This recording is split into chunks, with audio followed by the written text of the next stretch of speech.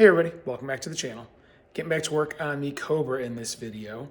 Getting back on the rear suspension, and I'm hoping this will be the last video and I'll be able to wrap everything up in the rear end in this video. Most of the work's done, but I do have a few little things I need to do. I need to get the calipers swapped around from side to side. A couple little trim items as far as like just finishing off the coilovers. And then also the sleeves, the spacer sleeves that are on the upper coilover mount. I'm gonna remove those and paint them because they are bare metal. Someone pointed this out in one of my videos, commented on one of my prior videos. And I thought about it and I threw them in there thinking, the tire's gonna cover it. But since the shock's already, or I had to loosen them back up for doing the control arm installation, I decided, I'm just gonna pull the coilovers back out and paint those sleeves. Better be safe than sorry. So the upper sleeves are gonna get painted, and then I also have lower sleeves for the lower bolts just to keep the nut off of the coilover. I mentioned that in a previous video as well. So gonna get those cut and whatnot, get them ready to be installed. So that being said, I'm gonna go ahead, get the phone flipped around and get to work. So yeah, first thing is gonna be to get rear end supported, and I'm just gonna pull these two sleeves out on both sides. And that way I can get them prepped for paint. I'm not really gonna go over any details on getting them out because I've already walked you through installing them, so that's pretty straightforward. Once those are done, I'll go ahead and get them painted, and I'll follow up once they are reinstalled. All right, so here's the spacers taken off, the shocks are off. I did forget there's the two that are on the lower as well. So these are all the factory 5 ones that are 1 inch long and bare steel. This is the one, I went to the hardware store, it was a 1/2 inch by 1 inch long, cut it in half, and this is what I'm gonna use to be the spacer on the outside of the shock bolts that'll go between the nut and the ball joint in the lower portion of the shock. So I'm gonna go ahead and take these inside, let them warm up because it's about 20 degrees out here, and then I can go ahead and get them painted once they are room temperature. All right, been a couple days, as it's been pretty cold outside. I did get these painted, and I actually took them inside, let them cure real good. So now it's time to go ahead and get the shocks, coilover setups reinstalled with all of the spacers. So I'm gonna go ahead, get everything mounted back in place. The mount bolts are gonna get torqued to 100 foot-pounds, just like before. I will be back once this is all done.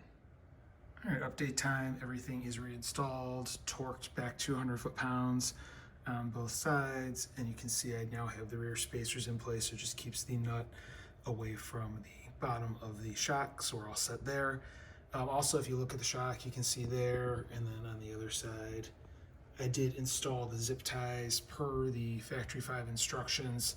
There's 2 holes, across from each other in that top hat there, and they recommend you put a couple of zip ties in just to keep the spring from clunking around if you do have, based on the way things move and oscillate. They're obviously not going to do it on this end because that is the spinner and there are no holes in that one, so it'll only be in the top hat there. Just 2 zip ties, 1 each side directly across from each other. So now that the coilovers and arms are all addressed in the rear, the last thing is to address the brakes. As I previously mentioned, when you put these coilovers in based on where the springs and everything are located, you are going to have to move the calipers from the rear of the axle to the front of the axle. So my plan, because I really don't want to have to remove the diff cover and remove the axles to take the brackets completely off. Looking at how the calipers are mounted, they're almost like level-ish here or whatever.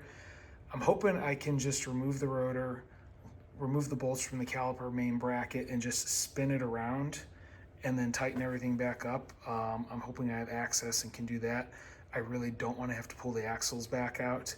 So that's my plan for right now. I'm gonna remove this bracket, remove the rotor, and see if I flip the caliper brackets to the other side and then just kind of loosely mount one of these calipers. I mean, looking at where the bleed screw is, I think I'll be okay doing it that way, because that's the biggest thing you have to worry about, is that the bleed screw will still be at the top of the caliper and you can get all air bubbles out. So that's my plan of attack, how I want to address this issue.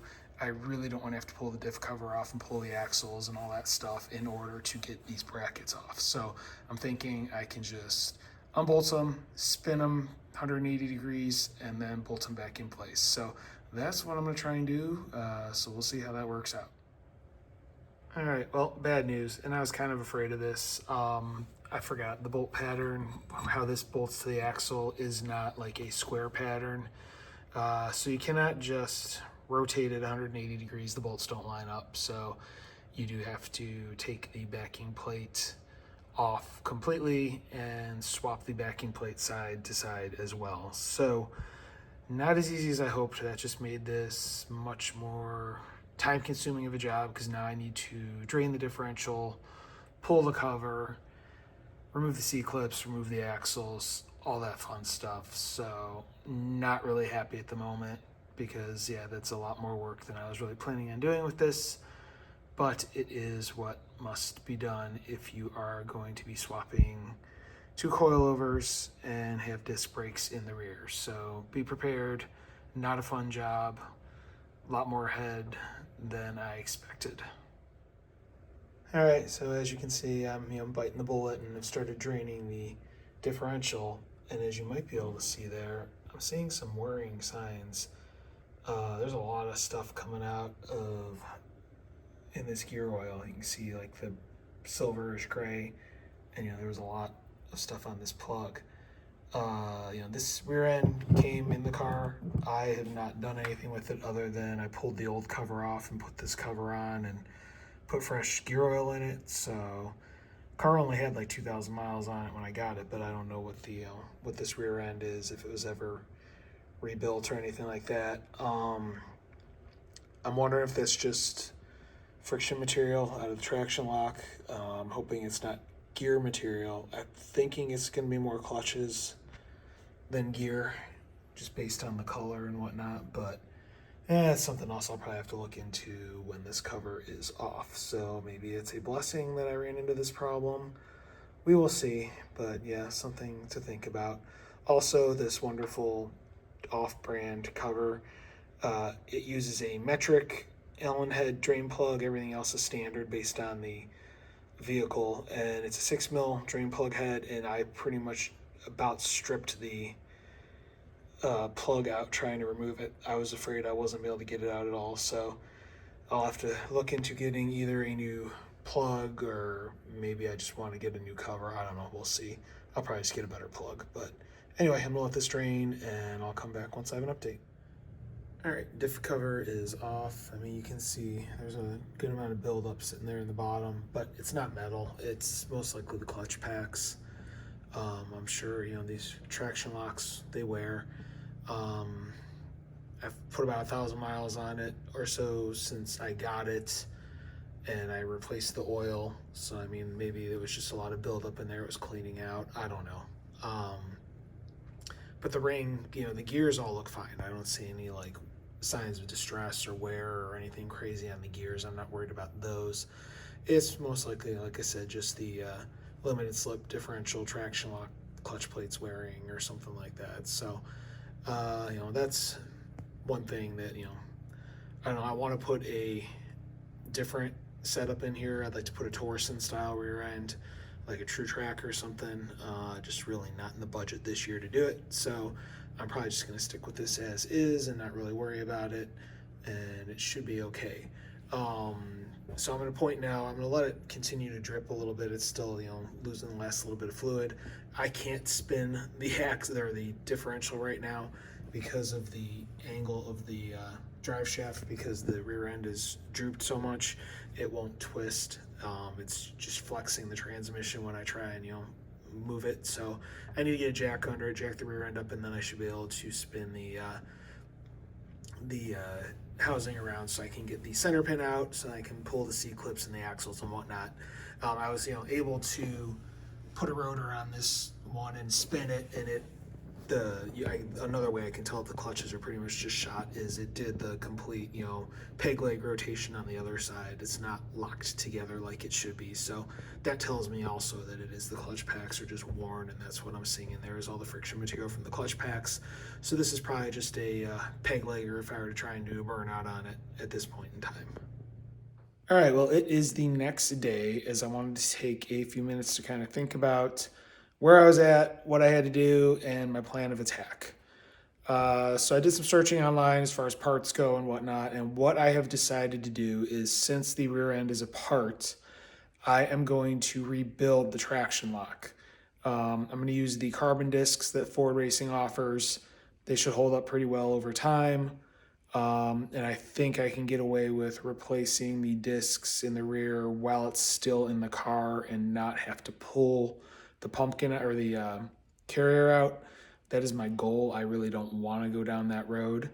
I looked at like the price of the True Trac Torsen, and it's nice, but it'd be like $800, whereas I got the discs for 150. So I'm just gonna replace the or put the carbon discs in the rear end. That should buy me some time. Should be able to get it with not pulling the carrier out, and then go from there. So what I did today, I ran the engine because I haven't run it in a couple of months, and I wanted to run it in. What I'll probably start doing next in the next video, because I'm going to end this video here. I got to pull the transmission, pull the drive shaft. Those were things that were already on my plan. The transmission needs to be either rebuilt or gone through, cleaned up. It's got the normal notchy second gear, so I've been trying to decide what I wanted to do with that. But I also have to do the oil pan seal. I was going to do the rear main and the rear plugs on the back of the engine, because there's always been an oil leak, and I'm not sure if it's oil pan or rear main. So lot coming. There's going to be a lot being torn down. Like I said in a previous video, I'm kind of going to work from the back to the front and just knock stuff out bit by bit. So that being said, ending the video here. If you want to follow along, please hit like, please hit subscribe, please hit the notification bell. Subscriptions are greatly appreciated, helps with the algorithm and all that fun stuff. If you have any questions or comments, please leave them in the comment section below. I do review them and I will reply. I do have some merch available. You'll see a link to my store in the description of this video, as well as you'll probably see some items below the video. Also have a second channel for firearm content. If you're interested in firearms, I have both a YouTube channel and a Rumble channel. Check them out. Links are in the description. And that being said, thank you very much for watching and have a great day.